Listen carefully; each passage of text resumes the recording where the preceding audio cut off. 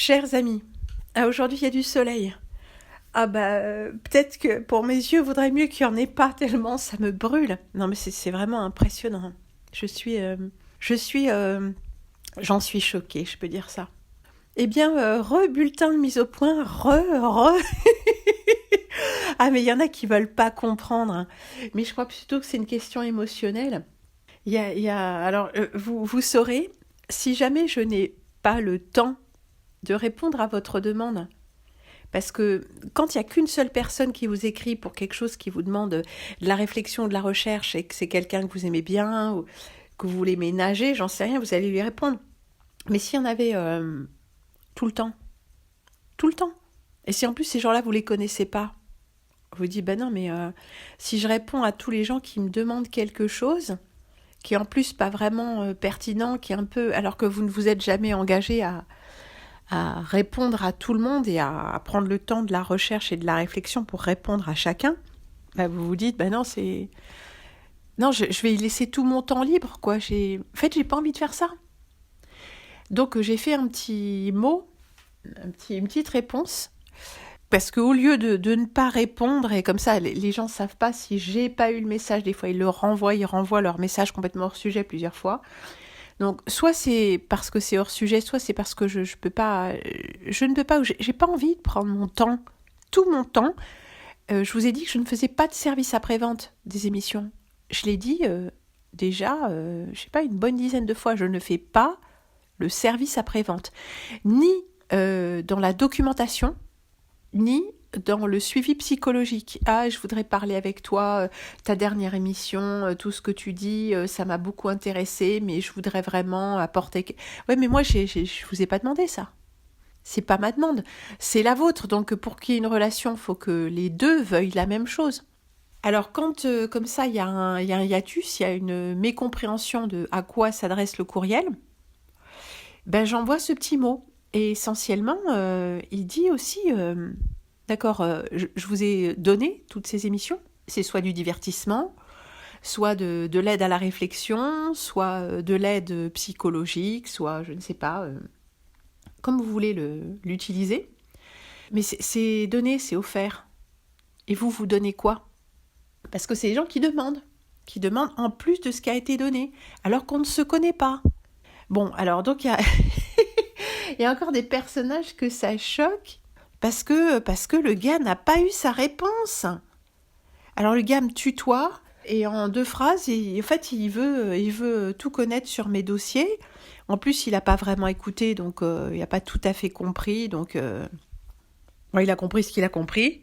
Donc en plus, je vois, c'est des gens qui n'écoutent pas vraiment, quoi. Ils écoutent d'une oreille et puis ils veulent tous les trucs, les liens cliquables, les livres. Alors souvent, je cite des gens dans les émissions. Si vous êtes vraiment motivé, vous écouterez, vous réécouterez. Moi, c'est comme ça que j'ai mes informations. J'ai pas quelqu'un qui m'appelle pour me dire je t'ai fait tout un dossier, alors voilà le nom du mec et voilà ceci, voilà où tu dois aller. Non, quand il y a des gens dans une conversation par internet ou en vrai qui parlent de choses, je vais pas forcément interrompre toutes les 2 minutes pour et lui c'est qui et ça s'appelle comment, ça s'écrit comment? Ah d'accord. Et je trouve où ces livres? Bon, la réponse maintenant c'est sur Amazon, mais quand des gens parlent entre eux, j'écoute ce qu'ils disent. J'écoute les détails et je les mets dans un coin de ma tête en me disant tiens mais c'est peut-être intéressant pour moi ou... voilà. Mais il y a un public qui est toujours renouvelé. Alors je comprends pas comment il peut y en avoir autant tout le temps des nouveaux avec des pseudos que je connais pas, des trucs comme ça, des trucs qu'on n'a pas repérés. Bon, qui étaient peut-être silencieux jusque-là, j'en sais rien, hein, mais qui n'ont pas compris et qui reviennent à la charge et en fait qui ne se responsabilisent pas. Et alors là, la meilleure, c'est que ce délicieux petit bonhomme, là, il me dit « Ah, je suis désolée de t'avoir demandé des précisions sur tous les nettoyages que tu avais faits. Oui, si tout le monde me demande des précisions sur un truc précis, mais moi, mon travail, c'est plus celui de faire des émissions ou d'être dans l'atelier créatif, c'est de répondre aux clampins qui veulent des réponses sans les avoir cherchées par eux-mêmes. Et puis mon retour d'expérience, et puis en fait, ce que je donne, c'est jamais assez. C'est jamais assez. Et en plus, c'est des gens qui veulent qui veulent une relation personnelle avec moi. Ils veulent un truc que les autres n'auront pas eu. C'est ça le truc. Et alors ce gars, comme il n'a pas eu sa réponse, eh ben, il revient vers moi en disant « Je suis désolée, et désolée d'avoir blessé ton ego. » Mais c'est pas mon ego, c'est mon temps. Je refuse de passer tout mon temps pour l'ego de personnes comme toi, justement. Si ce que je donne, c'est pas encore assez bien, c'est pas encore assez personnel, eh ben, t'en auras jamais assez. Et jamais assez de ma part, ce sera jamais assez. Mais je vous ai dit, et je vous le répète, ce que j'offre, ce sont des émissions accessibles à tous, autant que le permet la technique, la censure, etc. C'est accessible à tous. Les personnes avec qui je noue des relations plus personnelles, c'est parce qu'il y a un intérêt mutuel. Il y a des gens qui m'écrivent et je sens à la façon dont ils se présentent, à la façon dont ils écrivent, à la façon dont ils offrent un peu d'eux-mêmes, plutôt que toujours demander davantage et des précisions et mon attention, parce qu'il est question de ça. Tous les gens qui m'écrivent pour me redemander un truc en plus, c'est de l'attention. Vous savez que là où l'attention va, l'énergie va. Or moi, je ne peux pas me disperser avec tout le monde comme ça. Je ne peux pas, et je ne le souhaite pas, parce que ça ne m'intéresse pas. Ce qui m'intéresse, c'est de répondre, comme il y a des commentaires, ça me touche tellement, ce don d'un petit mot, de quelques phrases, d'une impression, ça me touche tellement que je vous réponds. Mais c'est pas parce que j'ai répondu à Alain que je vais répondre à tous. Alain, justement, j'ai répondu à un... Non, c'était pas un Alain. C'était un Laurent. Mais ces réponses, en fait, elles sont pour nous tous. Quand quelqu'un écrit un commentaire construit et qui parle de lui, eh ben, les gens qui lisent les commentaires ont un petit peu un petit peu en plus, c'est comme du rabiot. Et moi, c'est comme un retour pour moi. Donc quand je réponds, eh bien ce dialogue comme ça informel, et il est en plus. C'est en plus. C'est pas un dû. En fait, vous comprenez pas que tout est en plus. Il pourrait ne pas y avoir d'émission de prune, il pourrait ne rien y avoir. Alors ceux pour qui ça fait pas de différence, je vous l'ai demandé. Mais s'il vous plaît, dégagez. Je suis pas payée au nombre de vues, je suis pas payée du tout. Donc ça m'est complètement égal. Quand je dis que le nombre de vues ne reflète pas la réalité, c'est parce que je le sais. C'est parce qu'il y a tout le temps des gens nouveaux qui m'écrivent pour des choses intéressantes ou pour de la demande d'attention de leur petit ego en souffrance qui veut absolument parler à la vedette. Mais oui, mais parce qu'il y a de ça, évidemment. Je veux l'attention de la personne sur qui l'attention se porte. Je veux capter l'attention de la maîtresse. Alors moi, les gens à qui je réponds, c'est ceux qui ont fait leur propre recherche. C'est ceux qui ont fait leur propre chemin émotionnel et avec qui je sens qu'on a quelque chose à se dire. Il y a des gens très gentils qui veulent continuer ce dialogue alors qu'en fait, passer les premiers échanges, je ne suis pas intéressée. C'est un peu délicat de le leur dire, mais voilà, il faut le comprendre. Une relation, c'est à double sens. Il faut que les deux parties en aient également envie. Donc moi, ce que je propose à tous, même ceux avec qui je ne m'entendrai pas, même ceux qui ne sont pas tout à fait d'accord avec moi, mais etc., etc., tout ça, toutes ces émissions, elles sont accessibles, même aux gens que j'aime pas, même aux gens avec qui j'ai pas envie de dialoguer. C'est offert à tous. C'est pas sélectif. Donc si ça ne vous suffit pas, je ne peux rien pour vous. Mais je vous l'ai demandé, je vous le redemande, foutez-moi la paix, responsabilisez-vous. Et si vous n'êtes pas content parce que vous n'avez pas vous n'avez pas eu ce que vous vouliez, eh bien, c'est que vous cherchez au mauvais endroit. Il y a des tas de gens qui vous prendront en charge, mais je pense que les gens qui sont un peu vedettisés ou qui sont très regardés, tout ça, et très sollicités, n'ont pas de temps à perdre.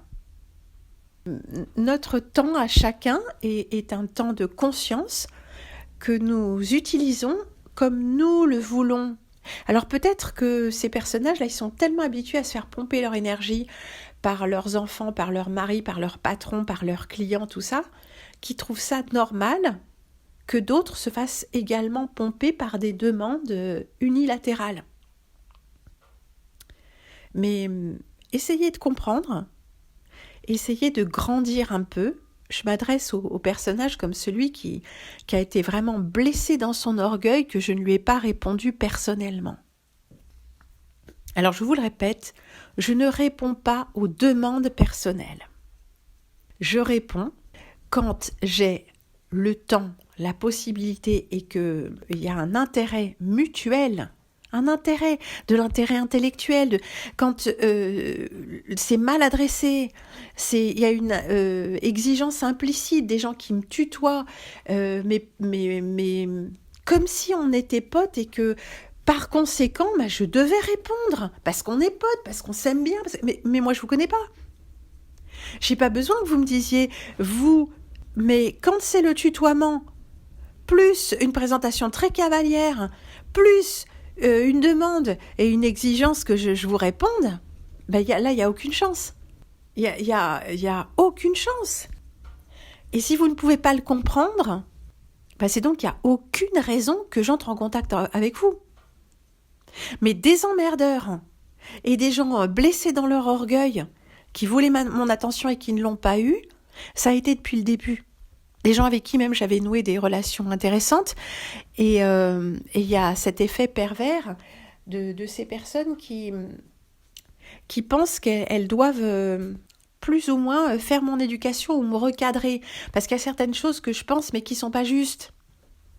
Alors ça va pas, parce que je suis pas demandeuse de ça. Comme vous n'êtes certainement pas demandeur que quelqu'un, y compris moi, vous dise non mais c'est pas ça c'est pas juste, faut pas penser comme ça. Vous pensez comme vous voulez. Soit les arguments que je présente vous feront changer d'idée sur les choses, parce que il y a des faits, il y a un raisonnement qui se tient et que vous êtes capable d'intégrer quelque chose de nouveau et que ça vous parle plus que l'ancienne version des faits que vous aviez en tête.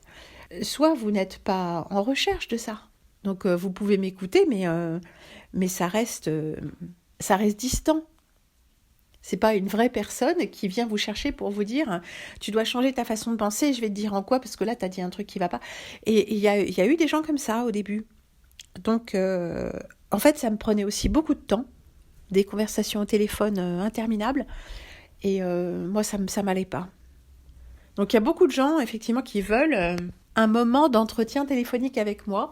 Je vous le dis tout de suite, vous ne l'aurez pas, parce que toutes les dernières fois où je l'ai fait, et les gens m'ont dit non mais rapidement, puis je leur ai dit rapidement, parce que moi le téléphone avec les micros qui prennent tout, puis ça grésille, et moi ce téléphone ça ne me va pas du tout. J'aime pas rester des heures et ça va pas. Donc les dernières personnes qui m'ont fait ça, j'avais dit voilà, un petit moment, 20 minutes, ça a duré 40-45 minutes. Et j'essaie de leur dire, j'essaie d'en placer une. Et je vois que les gens qui veulent parler avec moi, même quand j'ai fait le tri, même quand on s'est écrit avant, que je me suis dit bon peut-être ça va le faire, sont des gens qui veulent vraiment s'épancher, qui ont besoin finalement d'un psy, d'une amie qui n'ont pas, parce que je suis capable de comprendre certaines choses, tout ça, mais moi je suis pas votre psy. Si je devais faire ça, c'est un travail pour lequel je me ferais payer. Voilà. Parce que c'est pas assez... Ça me prend trop d'énergie, ça ne m'intéresse pas. Et vous imaginez, si j'ai au téléphone tous les jours ou tous les 2 jours, 1 ou 2 ou 3 personnes, mais c'est des heures de mon temps. Alors, je vois pas pourquoi je ferais ça. Je vois pas pourquoi je devrais m'y sentir obligée. D'autant que je ne vous l'ai jamais promis.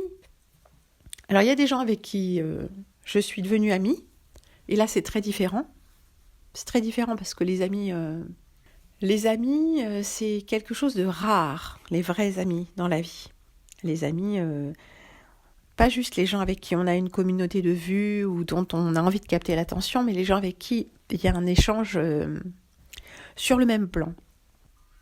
Mais il faut que vous compreniez que je ne suis pas là pour combler à titre personnel votre émotionnel.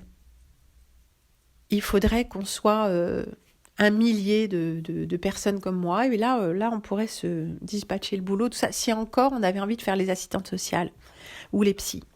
Mais ce n'est pas mon propos. Mon propos, c'est d'amener d'une façon très intime entre nous, il est vrai, la réflexion, de rallumer le feu de la créativité, de rester vivant, tout ça. Et ça peut tout à fait se faire comme je le fais, comme quelqu'un qui auparavant écrivait des livres. Un livre peut être lu par des centaines, des milliers, des dizaines de milliers de gens, et il pourra changer la vie de chacune de ces personnes. J'ai été une de ces personnes qui a été transformée par Femme qui court avec les loups de Clarissa Pinkola Estés, le livre des coïncidences de Deepak Chopra. Et ne me demandez pas, c'était quoi les livres? Réécoutez ou laissez, lâchez prise. Si c'est pas pour vous maintenant, c'est pas pour vous. À propos de lâcher prise, le livre de Guy Finlay dont j'ai parlé des dizaines de fois. Donc si tout ça, vous n'arrivez pas à le capter au vol, c'est pas grave, c'est que c'est pas pour vous. Comment je suis rentrée en contact, moi, avec ces livres? On me les a offerts, je les ai vus dans des librairies. Donc il y a eu des synchronicités. Ah oui, il faut rentrer dans une librairie, forcément. Alors peut-être maintenant, il n'y a plus de librairie, mais il y a un moyen d'être curieux de la vie. Et que la vie nous réponde, mais il faut déjà se mettre en mouvement. Les gens qui veulent tout, qui voudraient pour chaque occasion de la vie un lien cliquable, vous n'avez rien à faire sur ce canal. Vous n'avez rien à faire auprès de moi virtuellement ou physiquement. Rien. Même si certains sujets communs peuvent nous intéresser, notre approche n'est pas compatible. Il faut se responsabiliser. Aide-toi et le ciel t'aidera. Déjà, quand on commence par faire son cheminement soi-même, on se remplit. Donc, quand on se remplit, on a beaucoup à donner. Il y a des gens parmi vous, il y a notamment, je pense à certaines femmes, mais il y a des hommes aussi. C'est pas du tout sexué, ce truc-là, mais qui me donnent, qui nous donnent constamment, parce qu'ils ont fait leurs recherches. Je dis pas que c'est des saints, je dis pas qu'ils savent tout, je dis pas qu'ils sont arrivés, mais ils arrivent à comprendre que on doit se remplir soi-même, comme dans un couple, on doit se remplir soi-même pour avoir quelque chose à offrir. Et plus on travaille de ses mains, on travaille de son intellect, on prend le temps du repos pour laisser émerger tout le monde intuitif, tout ça, plus on devient rayonnant. Et quand on rayonne, on n'a pas besoin de l'attention des autres, l'attention exclusive, on est prêt à donner. Et ce que ces gens donnent devient une bénédiction pour nous tous. Donc il faut réinvestir sa propre vie, son propre intérieur, avant de penser que quelqu'un a une solution pour nous. Bien sûr que les autres ont aussi des solutions pour nous. Et bien sûr que nous devons écouter les autres quand ils nous renvoient des choses sur nous-mêmes. Parce qu'ils nous voient comme nous ne pouvons pas nous permettre de nous voir. C'est vrai. Mais encore une fois, quand il y a une relation d'amitié, une relation d'intérêt mutuel, c'est que c'est réciproque au départ, c'est mutuel. Alors c'est l'effet pervers, la rançon du succès, comme j'avais fait cette petite émission il y a déjà bien longtemps. La rançon du succès, c'est que les gens qui vous écoutent, qui vous découvrent, projettent sur vous tout un tas de choses. Ils ne vous connaissent pas, c'est-à-dire vous ne me connaissez pas, vous projetez sur moi tout un tas de choses. Et puis vous vous rendez compte que ça ne correspond pas à la réalité, mais vous allez vous en rendre compte un peu plus tard. Parce qu'en fait, souvent, si vous m'écrivez en me disant « oui, je pense comme toi, ceci, cela », et puis vous développez, et en fait, c'est pas du tout ce que j'ai dit. C'est pas du tout ce que je pense, c'est pas du tout mon approche. Souvent, c'est même pas mon approche, vous ne comprenez pas le recul que j'ai par rapport aux choses. Et par contre, vous croyez avoir compris. Mais croire, ce n'est que croire. Vous croyez me connaître, vous croyez avoir compris mes propos, mais c'est pas le cas. C'est pas grave. C'est comme un livre, une fois qu'il est écrit, les gens le lisent pas, la notent, le foutent à la poubelle, c'est pas grave. Ce n'est qu'un livre. Ce n'est pas la personne. Et les vidéos que je fais, les émissions audio, c'est pareil. Ça vous est offert, faites-en ce que vous voulez, mais ne confondez pas avec moi. Et ce n'est pas parce que vous vous êtes fait une idée de moi que je suis telle que vous m'avez vue, et surtout que je suis disponible pour vous personnellement. Ce qui est disponible pour vous constamment, ce sont les émissions que je vous offre. Je vous les offre. Comment dire mieux? C'est pas payant, c'est pas conditionnel. Bien sûr, c'est conditionnel, c'est conditionné par la technique. Mais pour prendre l'autoroute, il faut avoir une bagnole. Enfin, je veux dire, c'est la loi de ce monde. Tout passe par la technologie désormais. Mais voilà, ce qui est donné, et ce pour qui c'est pas encore assez, eh bien, je le dis, je le redirai autant qu'il le faudra. Lâchez-moi, vous n'en aurez pas davantage. Plus vous exigez, plus vous me repoussez. Cette semaine, quelqu'un m'a écrit, très charmant, en se présentant. Enfin, je pense qu'effectivement, il veut un dialogue où il aimerait, mais c'était si bien amené, c'était si bien offert que j'ai donné suite. Ça m'a plu. On sent à la façon dont les gens se présentent qu'il y a du fond. Qui viennent là, ils m'écrivent parce qu'ils ont quelque chose à offrir d'eux-mêmes. Et ça, c'est toujours très apprécié.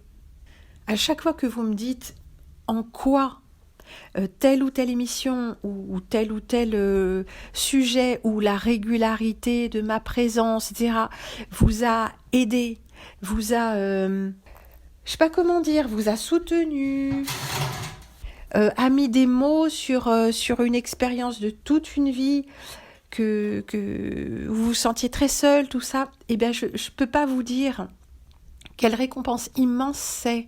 Parce que pour moi, c'est un don, enfin un don. Je sais pas si c'est un don, c'est de famille et tout ça. Cette proximité avec le langage, cette précision, tout ça, c'est un don que j'ai cultivé toute ma vie. Et il y a eu un moment, à l'approche de la cinquantaine, je me disais, mais tout ce que j'ai à apprendre aux autres, le tricot, les machins, les trucs manuels, personne n'en veut. Et là-dessus, l'enfermement est arrivé. Et je me suis rendu compte, peu à peu, vraiment, c'est venu comme ça, avec un tel naturel que j'ai mis longtemps à m'en rendre compte, que c'était ça que j'avais à transmettre, que c'était ça que j'avais à offrir, que c'était quelque chose pour lequel je n'allais pas me faire payer et quelque chose qu'il était urgent que je transmette. C'était notamment tout ce qui avait trait à la manipulation par le langage. Il me semblait urgent de mettre à disposition de ceux qui tomberaient là-dessus, par synchronicité et à la grâce de Dieu, de mettre à disposition ce que moi je savais. Et je dis pas que je sais tout, mais je sais des choses que les autres ne savent pas. Mon père me l'a suffisamment dit. Comment dire ? Le pouvoir que détiennent ceux qui savent penser et formuler par rapport à ceux qui sont dans la confusion mentale. C'est une évidence. La première des manipulations mentales, c'est par le développement ou non des facultés de l'intellect, par des moyens basiques. La syntaxe, la grammaire, le langage, la sémiotique, on manipule les gens par le langage très facilement. Et nous y viendrons avec ce mec qui s'appelle Hugh Chase, Hugues Chase. Et vous trouverez, vous qui parlez anglais, et tous ceux qui ne parlent pas anglais, ou même américain, il va falloir vraiment que je vous traduise ça, parce que son approche est vertigineuse. Alors pour moi, il y a un petit hiatus entre comment il gagne sa vie en faisant du coaching là-dessus, quoi, pour aider les Américains à être toujours plus matérialistes ou dans leur réussite, je sais pas. Et puis cette clairvoyance, j'allais dire cette clairvision, cette clairvoyance qu'il a sur et ses connaissances sur la manipulation mentale par des outils simples, pas par des outils technologiques, par des outils psychologiques. Et ceux-là sont importants parce qu'ils sont partout, y compris dans toutes nos relations, y compris dans ces relations de gens qui viennent vers vous avec des exigences et vous font croire que vous devez répondre à leurs exigences. Mais c'est une manipulation dont eux-mêmes, enfin une attitude manipulatoire dont eux-mêmes n'ont pas conscience. Je dis souvent que tous les dépendants émotionnels sont des manipulateurs. Donc à un titre ou à un autre, on est quasiment tous des manipulateurs, puisque je ne connais aucun humain qui n'ait aucune dépendance émotionnelle. Bah déjà, faudrait vraiment examiner toutes les relations parents-enfants, et puis tous les gens qui ont des animaux domestiques. Il y a cette projection comme ça de... l'animal domestique est un esclave statutaire. Et statutairement, il ne se situe pas au même niveau que le maître, ne serait-ce que par le langage et la pensée. Une pensée articulée, un langage articulé n'est pas possible du fait de l'animal, parce qu'il n'a pas d'intellect. Il a autre chose, il a même un mental, il a même un ego, mais il n'a pas d'intellect. Donc il ne pourra pas analyser votre comportement. Donc il ne pourra jamais vous mettre en face de failles dans vos comportements du point de vue intellectuel et moral. C'est pour ça que y a tant de gens qui ont des animaux, c'est parce que ces animaux-là, pour eux, ce que les maîtres croient être de l'amour inconditionnel, en fait, c'est une dépendance totale. Et il y a du don de soi de la part des animaux, bien sûr, mais ce don de soi est attendu, il est appelé amour. Mais l'amour, c'est pas ça. L'amour, c'est quand vous êtes en face d'un être qui n'est pas statutairement votre esclave. C'est-à-dire qu'il peut partir du jour au lendemain parce qu'il est libre. Je ne m'entends plus avec toi, je ne veux plus de cette vie. Alors effectivement, on peut penser, Dieu merci qu'il y a des animaux qui le font puisqu'ils se barrent. Mais enfin, c'est très rare et ce n'est pas un comportement qui est attendu de l'animal. Et puis surtout, il ne le dira pas. Mais si votre conjoint vous dit non, mais j'en peux plus de cette vie, ça ne va pas, ça fait 30 ans qu'en fait on ne s'entend pas et maintenant les enfants sont grands et en fait tout ce que tu aimes, je ne l'aime pas, inversement, on ne s'entend pas, on se détruit, donc j'ai pris la décision de m'en aller. Ça, c'est quelqu'un qui est libre qui fait ça. C'est bien, c'est pas bien, j'en sais rien, mais c'est quelqu'un qui est libre qui fait ça. Donc il y aura quelqu'un qui pourra se sentir abandonné. Ouais, les hommes, ils m'ont tous abandonné. Ouais, les femmes, elles m'ont toutes lâché. Et mais toi, mon titi, tu restes avec moi. Toi, mon titi, hein, toi, mon... Ouais, bah oui, voyez. Donc, cette dépendance émotionnelle, elle est quasiment pour nous tous. Et c'est là-dessus que nous devons travailler aussi. Vraiment, il n'y a pas que le fait de se remplir de connaissances. La seule chose qui permet ou pas une relation à autrui, c'est pas forcément les affinités, les trucs comme ça, c'est plus que ça. C'est le degré de maturité émotionnelle. Parce que ce qui nous ramène ensemble, ce sont les pulsions, ce sont des choses qu'on n'a pas réglées et qui, de façon souterraine, nous poussent les uns vers les autres. Mais ce qui maintient une relation qui n'est pas complètement perverse, malsaine, parce que ce qui maintient les relations, souvent, c'est des relations de dominant-dominé. Bah justement, comme avec les animaux, maître-esclave. Alors, dans le cas de l'animal domestique, on ne dit pas esclave, hein, on dit ami. Mais un ami qui ne peut pas se barrer, sur lequel on a droit de vie et de mort, bah oui, l'euthanasie des animaux. Bah oui, mais c'est pas un ami. Moi, je sais pas, je ferais pas piquer mon meilleur ami. Je lui donne pas la pâtée tous les jours. Je lui dis pas, allez, viens là, allez, rentre maintenant. Bah non, c'est pas possible. Mais il y a des relations de couple et de vieux couples qui sont comme ça. Allez, rentre maintenant. Ou même pas de vieux couples. Il y a des gens qui sont comme ça. Qui sont hommes ou femmes. Donc on voit bien que ce qui permet une relation humaine, c'est le degré de maturité émotionnelle. C'est-à-dire, qu'est-ce qu'on va pouvoir supporter de l'autre, supporter, et puis à quel degré de compréhension on va arriver en mettant de côté les moments où on est blessé, les trucs comme ça. Mais c'est normal d'avoir des réactions émotionnelles. Mais ce qui est adulte, c'est de pouvoir revenir dessus. Et bien sûr qu'il y a des trucs, les uns comme les autres, on n'a pas envie de les laisser passer. Mais pourquoi tu me dis ça ? Pourquoi tu m'as parlé comme ça ? Je comprends pas. D'où ça sort ? D'où ce soupçon ? Pourquoi tu me soupçonnes comme ça ? Qu'est-ce qui t'a permis de le faire ? Alors l'autre, il peut dire ouais, mais enfin, moi j'ai le droit et puis tu m'emmerdes. Ou alors, bah oui, c'est vrai, mais c'était pour moi légitime à ce moment-là. Essayons de ne pas nous braquer l'un et l'autre, essaye de me comprendre, et on passe à autre chose. Si on prend tout avec notre ego, il n'y a pas de relation possible. Mais si, après une réaction de l'ego, pourquoi tu me parles comme ça ? On revient, on dit bon d'accord, retombe un peu, je voulais pas te blesser, mais comprends que moi aussi j'étais dans une position où, et ben voilà, on peut passer à autre chose, à l'étape suivante. Mais si on est blessé par tout ce que dit l'autre, c'est pas possible. Encore une fois, l'exemple du gars qui attend de moi, qui exige des réponses personnelles, construites, une demande d'information, de documentation. Ce mec-là, je ne le connais même pas. Il se présente en 2 phrases et il me demande des trucs. Parce que ce que j'ai donné depuis maintenant 5 ans dans toutes mes émissions, ça ne lui suffit pas. Toutes les pistes que j'ai données, toutes les informations que j'ai données, toutes les expériences personnelles, ça ne lui suffit encore pas. De toute façon, il n'a pas dû les écouter, c'est un nouveau venu. C'est les nouveaux venus qui demandent toujours plus. Ils n'ont même pas pris le temps de savoir qu'est-ce qui était disponible, qu'est-ce que j'avais fait pour eux. Non, il leur faut les réponses tout de suite. Et comme j'ai répondu par un petit message automatique parce que je commence à avoir à la casquette de toutes ces exigences, et en expliquant que le courriel de liaison n'était pas destiné à des gens qui voulaient toujours plus, mais au contraire à un partage, que ce que les gens m'envoient en tant que témoignage ou image ou truc comme ça pourra être présenté à nouveau aux autres. C'était un peu dans ce sens-là, hein. Donc quand vous m'envoyez des images, notamment de vos voyages, les images comme on avait vu de, je ne sais plus où, au Chili, au Pérou, ce paysage de carrière extraordinaire ou naturel entre guillemets extraordinaire, voilà, ça m'intéresse parce que ça me nourrit. Mais comme c'était hors de propos, j'ai envoyé ce petit message pour dire non, c'est pas vraiment à ça que je destine le courriel. Et je n'ai pas répondu personnellement. C'est lui qui a été très blessé dans son ego. Du coup, il a parlé de lui. Et il a renvoyé un message qui n'était pas, là pour le coup, qui n'avait pas lieu d'être. Parce qu'en fait, ça m'est égal, mais c'est juste que j'ai pas de temps à perdre. Je me dis, c'est encore quelqu'un qui n'a pas écouté. Bien sûr, ces bulletins-là de remise au point, les gens à qui c'est destiné ne les écoutent pas, hein. C'est pas grave. Je suis sûre qu'il y en a quand même qui les écoutent. Donc il aurait dû comprendre que, voilà, ce que j'ai dit dans ce petit paragraphe, je l'ai écrit une fois pour toutes, mais à la suite de ce qu'il m'a écrit lui. Donc c'était déjà personnalisé. Il aurait dû quand même un petit peu prendre sur lui. Pas du tout.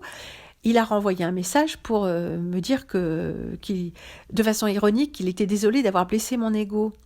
Il n'a pas blessé mon ego. Il a pris mon temps. Le temps est une chose précieuse parce que le temps, c'est notre conscience et notre attention. Je donne beaucoup de temps de conscience et d'attention.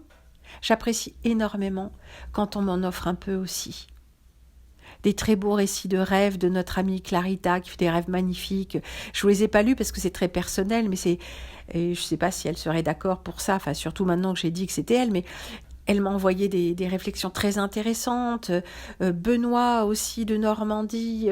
Puis vous êtes plein à envoyer des choses d'une très grande richesse humaine, créative, intellectuelle. Tout ça, ça me plaît beaucoup.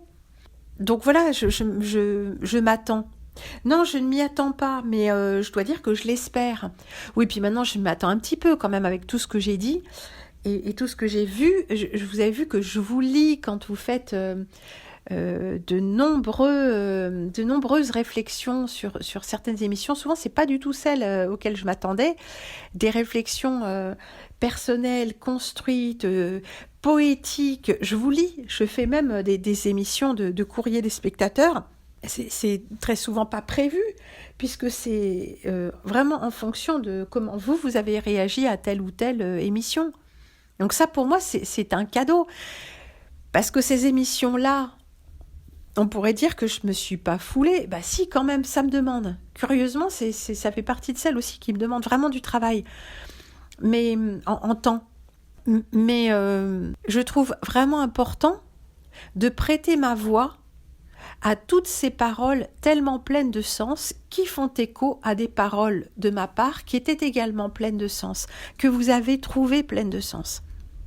Ça, pour moi, c'est un vrai dialogue qui se noue, et c'est de tous vers tous. Je ne peux pas être avec chacun personnellement, et je ne vous l'ai jamais promis. Je ne me suis jamais engagée à ça. Je suis avec chacun, en esprit et en attention, mais je ne peux pas être avec tous, personnellement, individuellement. Je ne pourrais jamais être plus claire que ça. Je ne fais pas de service après-vente personnalisé. Je ne fais pas de soutien psychologique personnalisé. Sauf évidemment pour mes amis. Mais une amitié, c'est quelque chose qui naît de soi-même, qui naît naturellement, qui naît d'un élan mutuel. Ça ne se décide pas, ça ne se décrète pas. Ne vous trompez pas. Ne vous trompez pas entre la projection émotionnelle que vous faites sur moi et l'intérêt que vous prenez à mes paroles et aux personnages que je vous offre par petites touches. Vous aussi, vous m'offrez un personnage par petites touches, certains d'entre vous, par vos petites réflexions pertinentes, par vos petites attentions. Et à ce propos, et pour finir, voilà, parce que vous en avez assez entendu, et pourtant je ne le dirai jamais assez, je remercie du fond du cœur chaque être humain qui m'a envoyé physiquement quelque chose ou offert physiquement quelque chose. Le nombre de choses que j'ai ici, notamment la personne qui m'offre mes courses, le bois que je suis en train de brûler, bien que j'en ai racheté, mais il y a toute une partie de ce bois. Une autre partie, on pourrait dire, c'est grâce aussi à quelques dons. Alors, il paraît qu'il faut déclarer les dons. Maintenant, je crois que ça va être très, très, très, très compliqué financièrement pour tout le monde. Très, très compliqué. Ils veulent notre peau, mais bon, on le sait. Des confitures que j'ai là, des kiwis qu'on m'a offerts. Je devrais faire le tour de mon garde-manger pour vous dire tout ça. Je déborde de joie et de reconnaissance. Une très belle bougie, parfum jasmin, du bleuet des Vosges, un truc kirsch, cerise et bleuet, des truffes, des petits chocolats, tiens, des grains de café au chocolat, du café, du thé. Faut que j'éternue. Enfin, tout un tas de choses magnifiques. Aussi la cure de détox, des émonctoires du printemps, des choses comme ça. Vraiment, merci infiniment à tous et à chacun. J'ai pas de mots pour vous remercier en fait de vos attentions. J'en suis immensément touchée. Pour moi, c'est pas un dû, mais c'est pas pour autant que, comment dire, c'est quand même une juste rétribution. Elle est d'autant plus juste qu'elle n'était pas attendue. Nous sommes, vous et moi, alors vous qui m'écoutez maintenant, pas ceux qui demandent toujours plus, on va laisser cela s'éloigner avec toutes nos bénédictions. Mais entre vous et moi, il y a cette économie du don, cette chaîne du don, il y a ce don mutuel, suivant les possibilités de chacun. Et je trouve ça vraiment magnifique, je trouve ça extrêmement touchant. Et j'ai toujours rêvé de ça, en fait. J'adorais être payée d'un pain ou d'un fromage quand je jouais sur les marchés. J'ai fait ça un moment quand j'étais en vadrouille, quand je vivais vraiment d'un rien. Très, très, très simplement. Et c'était extraordinaire. Les gens pensaient vraiment que j'avais vraiment rien, quoi. Bon, j'avais un peu de sous de côté, mais on ne voulait pas le dépenser, on voulait, dans notre idée, c'était mettre la terre à l'abri, on cherchait un terrain sur lequel laisser pousser les arbres, et trucs comme ça. On était très idéalistes, on n'avait rien compris, vraiment. Mais il y avait ce truc, donc on ne touchait pas à l'argent parce qu'il n'était pas destiné à la dépense, mais à quelque chose de plus pérenne, quoi, de plus... Voilà, bref. Donc les gens sur le marché, les exposants, les producteurs, ils voyaient bien qu'on vivait de peu de choses, donc ils nous offraient des choses essentielles, comme du pain et du fromage. Et vraiment, enfin, puis il y avait les gens qui mettaient 1 ou 2 euros, bien sûr, mais c'était extrêmement touchant, parce que c'était réel, parce que ma présence et ma musique étaient vraiment réelles. Et j'étais rétribuée de choses réelles.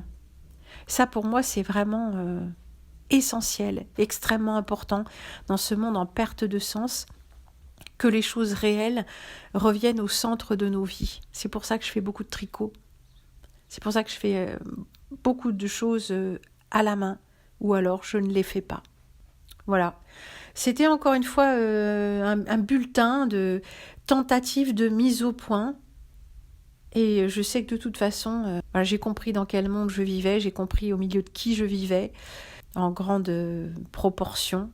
Donc je ne m'attends pas à ce que ça ait le moindre effet, bien sûr. Mais chaque fois que je reformule les choses, elles deviennent plus claires pour moi et je suppose aussi plus claires pour nous tous.